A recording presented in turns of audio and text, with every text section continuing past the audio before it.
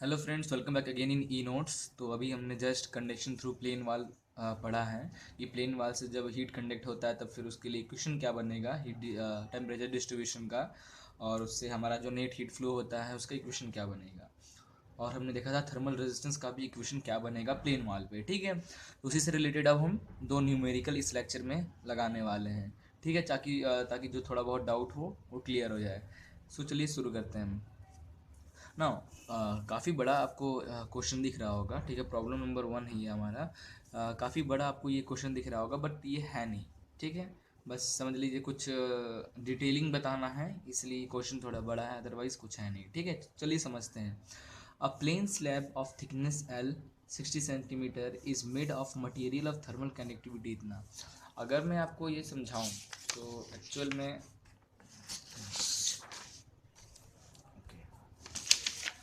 ठीक है, तो ये एक्चुअल कह रहा है कि एक प्लेन वाल है, ठीक है, जिसका थिकनेस दिया हुआ है 60 सेंटीमीटर। क्या दिया थिकनेस दिया हुआ है 60 centimetre. Okay, is made of a material of thermal conductivity के इज इक्वल टू 17.5।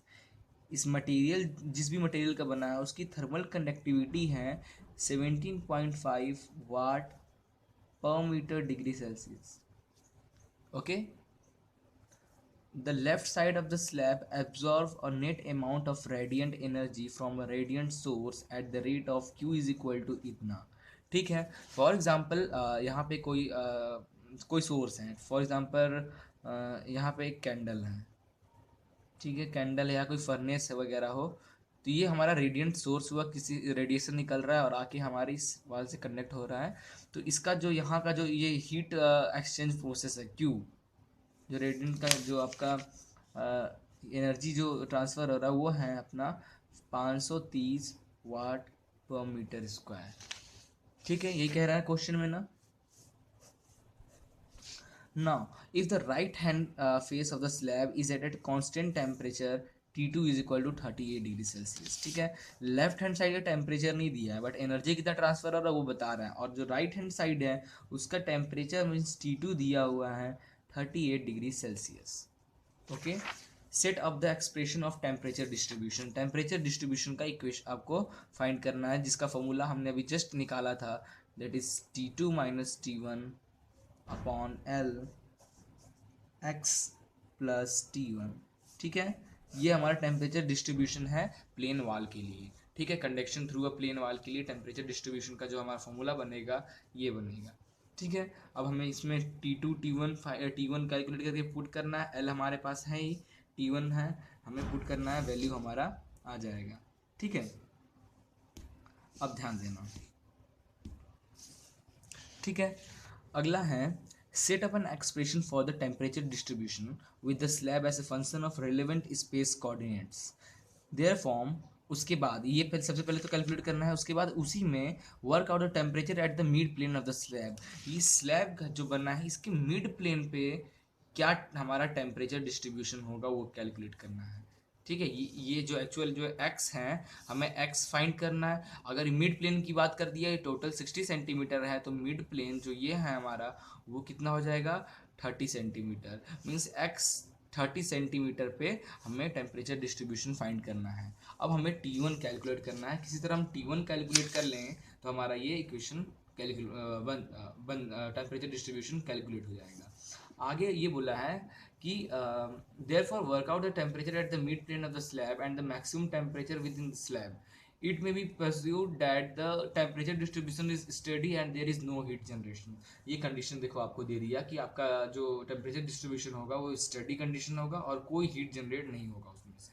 ठीक है, इसका मतलब क्या हुआ, स्टडी कंडीशन है। ठीक है, स्टडी कंडीशन है means del T upon del tau is equal to zero हो गया, और क्यू जी अपॉन के भी आपका ज़ीरो हो गया according to conduction through a plane wall, उसके एग्जाम्पल। ठीक है, अब देखो therefore heat flux, heat जो इनफ्लक्स हो रहा है उसके अंदर Q इज इक्वल टू के T1 minus T2 upon L। अब यहाँ पे एरिया की बात नहीं कर रहा है इसलिए हम यहाँ एरिया 1 ले लिए। ठीक है, एरिया हम यहाँ पे 1 ले लिए। T1 minus T2 upon L. ये तो फॉर्मूला आपका फोरियर का पता ही होगा, where Q is equal to 530 दिया हुआ है, ठीक है, और K आपका हीट कंडक्टिविटी थर्मल कंडक्टिविटी दिया हुआ है 17.5 हमने पुट किया। T1 माइनस T2 आपका दिया है 38 डिग्री सेल्सियस, ठीक है, और आपका L दिया है 60 सेंटीमीटर है। इसको मीटर में चेंज करेंगे तो 0.6 मीटर हो जाएगा, ठीक है, तो 0.6। तो इसको सॉल्व करोगे तो इससे आपका T1 निकल आएगा। Therefore temperature at the left side of the slab means temperature इस स्लैब के लेफ्ट साइड में T1 हमारा आ गया, कितना आ गया 56.17 degree Celsius. Okay, this is also represent maximum temperature with in the slab, ठीक है, ये हमारा मैक्सिमम टेम्परेचर है बता रहा है, क्योंकि T2 हमारा 38 डिग्री सेल्सियस है और T1 हमारा जो आ रहा है, सही बात है, T1 हमेशा यहाँ रेडियंट ये सोर्स यहाँ से आ रहा है, मीन्स टेम्परेचर यहाँ का ज़्यादा होगा और फिर यहाँ से कम होता रहता है, ठीक है, फिर यहाँ से कम हो रहा है, तो यहाँ इसका मैक्सिमम टेम्परेचर पूछा है, तो जो T1 है वही आपका मैक्सिमम टेम्परेचर है, जो कि 56.17 डिग्री सेल्सियस है।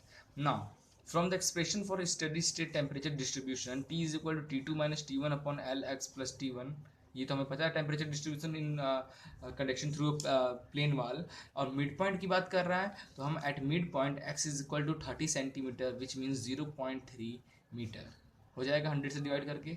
Therefore T is equal to temperature distribution T is equal to T2 minus T1, T2 38 minus T1 this upon L 0.6, ठीक है, इंटू 0.3 और T1 56 प्लस 56.17, इसे सॉल्व करोगे तो 47.08 डिग्री सेल्सियस आपका टेम्परेचर डिस्ट्रीब्यूशन हो रहा है प्लेन वाल पे। ओके, तो आई थिंक ये कैसे है आपको समझ में आ गया होगा। नाउ एक नेक्स्ट क्वेश्चन हम लगाते हैं, ठीक है। अगला जो क्वेश्चन है दैट इज प्रॉब्लम नंबर 2। ये भी बहुत ईजी क्वेश्चन है। क्वेश्चन क्या बोल रहा है वो समझते हैं। A rod of 3 centimetre dia, ये जो रॉड है, ठीक है, इसका जो डाया दिया हुआ है, ये डाया 3 सेंटीमीटर दिया हुआ है एंड 20 सेंटीमीटर लेंथ, ये जो लेंथ है वो आपका L जो है वो 20 सेंटीमीटर दिया हुआ है, ठीक है, is maintained eight 100 degree Celsius at one and and 10 degree Celsius at the other and. T1 मतलब एक एंड का टेम्परेचर हमारा मेंटेन करके रखा गया है 100 डिग्री सेल्सियस, दूसरे एंड का है 10 degree Celsius, means T1 T2 हमने ऐसे ले लिया। डाया हमारा दिया हुआ है 3 सेंटीमीटर, ओके, और लेंथ है हमारा 20 centimetre. Okay, now this temperature condition are attained when there is heat flow rate is 6 watt। ये जो टेम्परेचर अटेन है 100 डिग्री सेल्सियस और T2 10 डिग्री सेल्सियस, ये तब अटेन होगा जब हीट ट्रांसफर रेट हमारा 6 वाट दिया हुआ है, ठीक है। If cylindrical surface of a rod is completely insulated, determine the thermal conductivity of rod material, ठीक है, थर्मल कंडक्टिविटी फाइंड करना है। अगर ये जो फॉर एग्जांपल किसी मटेरियल, ये जो दिख रहा है किसी मटेरियल से इंसुलेटेड है ये हमारा सिलेंड्रिकल वाल, ठीक है, तो उसकी थर्मल कंडक्टिविटी क्या होगी वो हमें K फाइंड करना है। तो हमें फॉर्मूला पता है according to Fourier, Q is equal to KA T1 minus T2 upon L, ठीक है, सिलेंड्रिकल सरफेस है तो हमारा इसमें डायमीटर भी दिया हुआ है, लेंथ भी दिया हुआ है, तो फार्मूला क्या हो जाएगा π/4 d क्यूब होता है फॉर्मूला, π/4 d क्यूब हमारा सिलेंड्रिकल का एरिया, ठीक है, तो K π/4 into D cube, diameter कितना दिया था 3 सेंटीमीटर, तो 0.03 ये, ठीक है, ओके, ये हो गया। और T1 minus T1 100 T2 10 upon 0.2, आपका L कितना है, कितना दिया था 20 सेंटीमीटर, 0.2 मीटर, ओके, और आपका हीट जो एक्सचेंज हो रहा था फ्लो रेट दिया था 6। इसे सॉल्व करें तो हमारा ये आएगा, तो इससे आप K की वैल्यू इजीली कैलकुलेट कर सकते हैं which is 18.87 watt per metre degree. Okay, तो आई थिंक ये बहुत इजी था। ऐसे ही न्यूमेरिकल्स बनते हैं, थोड़ा बहुत एक आध न्यूमेरिकल मैं देखूंगा और कुछ हार्ड मिला तो आपको करा दूंगा, अदरवाइज़ आप बुक से लगा लेना। ओके, तो अगर आपको बुक यूज़ करना है तो बहुत सारी बुक हैं HMT के लिए, तो आप DS कुमार जो मैं भी यूज़ करता हूँ, प्रेफर भी करता हूँ, काफ़ी अच्छी बुक है DS Kumar, doctor DS Kumar, वो यूज़ करना। और 2-3 बुक और हैं, एक fundamental of heat and mass transfer है, वो भी बुक काफ़ी अच्छी है, वो आप देख लेना एक बार, ठीक है, ये दोनों बुक बहुत बेस्ट है। तो थैंक यू, नेक्स्ट लेक्चर में हम नेक्स्ट टॉपिक पे डिस्कस करते हैं।